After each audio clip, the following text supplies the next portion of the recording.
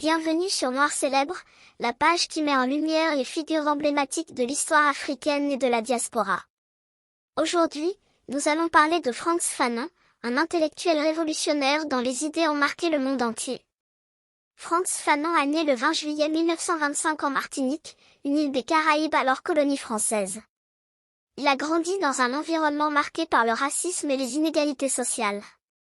Après avoir combattu pour la France pendant la Seconde Guerre mondiale, il a étudié la psychiatrie et la philosophie en France. Fanon est surtout connu pour ses ouvrages « Peau noire »,« Masque blanc », « Les damnés de la terre ».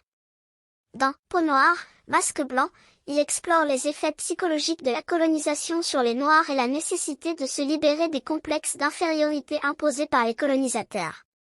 Il écrit : « Le noir n'est pas un homme. Il est un homme noir. C'est-à-dire qu'il est dans une situation particulière.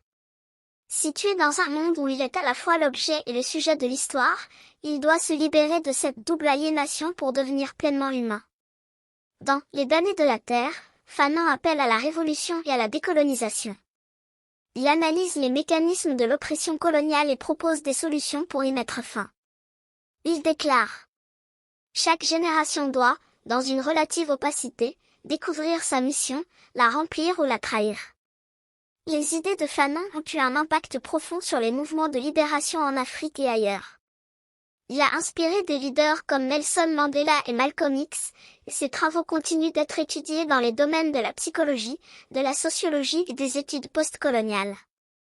Fanon a également travaillé comme psychiatre en Algérie pendant la guerre d'indépendance, où il a observé de près les effets dévastateurs de la violence coloniale.